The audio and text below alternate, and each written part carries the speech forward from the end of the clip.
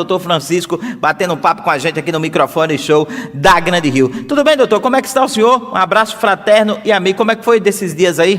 Boa tarde, bom dia também e bom fim de semana também a você, garotinho, e a população barrense. Um forte abraço também. Então, esses dias tem sido, assim, volta de festas, né, em geral, começa a intensificar de novo atendimentos e outros problemas. E recentemente apareceu no mundo um problema que anda preocupando as pessoas, que a gente vai conversar um pouco a respeito. Demais, demais. Esse problema tem tirado o sono de muitas pessoas, inclusive das autoridades, doutor, a nível nacional, porque se aproxima aí uma das maiores festas populares do planeta, que é o nosso carnaval, e há suspeitas de 9 casos do coronavírus já em nosso país. É de se preocupar? Até o momento não teve nenhum caso confirmado, tem uns casos suspeitos, né? Mas o problema é que a temporalidade da coisa, se você calcular direitinho o tempo das coisas, está chegando agora no Brasil. Então é bem provável que esteja se instalando ou se espalhando pelo Brasil por volta da época da festa, que é o carnaval, né? Em que todo mundo vai estar em contato uns com os outros e a transmissão passa a ser bem mais fácil. E começou num período meio crítico lá na China, onde também tem a principal festa e feriado do ano lá, que é o Ano Novo Chinês.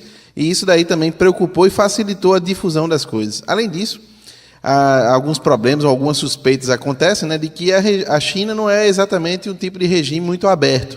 Então, muito provavelmente já poderia ter sido feita alguma coisa melhor, ou mais intensiva, ou mais, assim, para tentar conter o avanço disso daí antes mesmo do que acontecesse o que está acontecendo hoje em dia. Mas agora já era, né? Agora conter os danos e fazer o papel, cada país fazer o seu papel, a OMS fazer o papel dela, todo mundo fazer o seu papel para evitar que isso se espalhe e acometa muita gente. E, caso isso aconteça, pelo menos tratar e evitar que as repercussões sejam piores, né?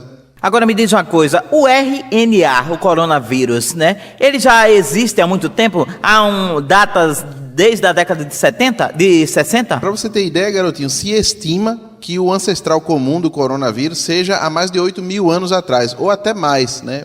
Na realidade, existe a necessidade de mais estudos. Agora, entre os seres humanos, começou na década de 60, né? Transmitido de alpaca, que é um bicho parecido com um camelo, nos Andes, para os seres humanos. Então, você tem várias sucessivas ao longo dos tempos, várias espécies diferentes do vírus, porque vírus, inclusive, tem uma facilidade muito grande para mutar, ou seja, para mudar a carga genética dele, e aí afetar outros seres e provocar outros tipos de doença nos diversos graus de gravidade que pode acontecer. Mas o primeiro que se tem notícia entre os seres humanos estudado foi o HCoV-229E de 1960.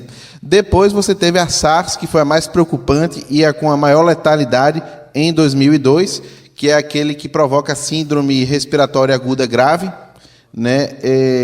Que também foi um coronavírus e que teve uma mortalidade de até 10%, e o problema é esse, né? O problema, sobretudo, dessa virose de agora, é que a gente não conhece ao certo como ela se comporta, qual é a repercussão dela, qual é a letalidade dela, porque, por exemplo, esse vírus que surgiu agora e que está se espalhando entre os seres humanos foi primeiro provavelmente espalhado, ou melhor, transmitido de algum animal que ainda não se sabe qual para os seres humanos e depois transmitido entre os seres humanos, o que agrava mais ainda, piora essa perspectiva de transmissão, né? E, para você ter ideia, o SARS ele teve uma letalidade de 10%. A gente ainda não tem dados concretos para dizer qual é a letalidade do vírus atual. Ela, no momento, pelos cálculos e os registros que se tem, gira em torno de 2% a 3%. Então, não é um vírus tão letal quanto o vírus SARS ou MERS, que aconteceu no Oriente Médio em 2012. No entanto, não é para a gente deixar acontecer e matar um bocado de gente para depois a gente saber o que foi que houve, né? A gente tem que agir antes.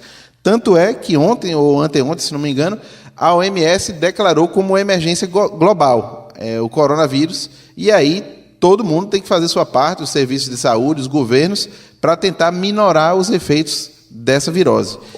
Vale dizer que coronavírus, por que coronavírus, né? O nome é coronavírus porque o aspecto dele, quando você enxerga a imagem microscópica dele, parece uma bolinha com a coroa em volta. Então, por isso que chamam coronavírus. E, como você falou, é um vírus da família Coronaviridae, que é um vírus com o genoma de RNA simples de sentido positivo. Então, ele tem um potencial de mutação muito grande.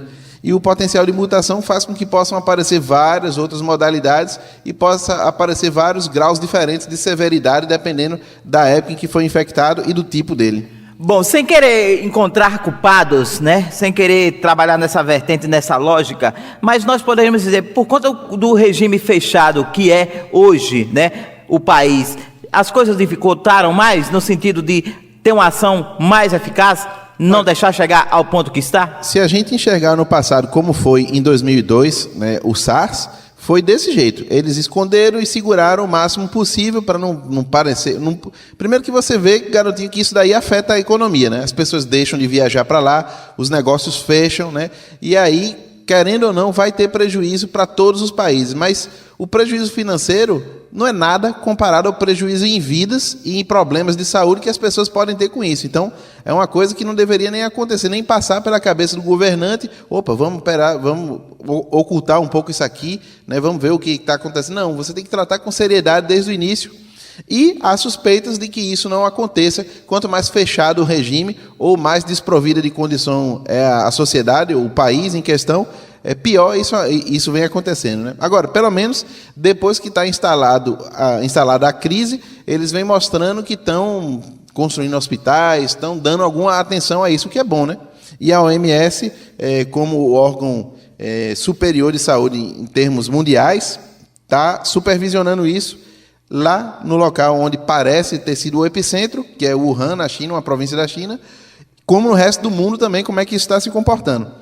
Como é uma doença viral, e doença viral se espalha muito fácil entre os seres humanos, pelas secreções, pela tosse, por exemplo, se você está gripado, você passou a mão no seu nariz, o vírus vai lá ficar na sua mão um tempão, você aperta na mão de outra pessoa, você pode ter passado para ela. Então é algo muito fácil de disseminar e muito provavelmente vai chegar aqui. Agora, não necessariamente é motivo para todo mundo entrar em pânico ou arrancar os cabelos, não. É motivo para a gente trabalhar dentro daquilo que é previsto nos sistemas de saúde para combater o problema e, uma vez que as pessoas se infectem, se contaminem, dar a assistência que elas precisam. Verdade. E então essa decisão da OMS em ter colocado uma situação de risco a nível global realmente faz jus. Sim, com certeza. Até que se conheça, pelo menos, os desdobramentos disso, com certeza, porque a gente não pode esperar que uma boa parte da população morra para fazer acontecer, né? Fazerem as iniciativas acontecerem. Vale lembrar que alguns vírus ao longo da história mataram mais gente do que guerra. Por exemplo, o H1N1 da gripe espanhola, 1918, por aí. Matou vários milhões de pessoas, mais do que muitas guerras.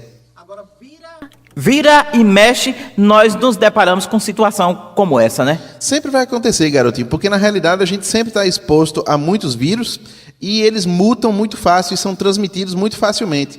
Agora a questão é a gente detectar o quanto antes isso está acontecendo e tentar tratar e evitar que se espalhe.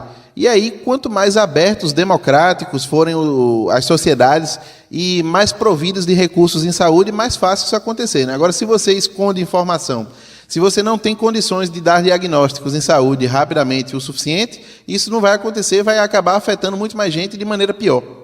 Francisco troca uma ideia, bate um papo com a gente, sempre trazendo e nos dando uma aula em saúde. E hoje estamos falando sobre o coronavírus. Segura aí que eu volto já trazendo mais informações em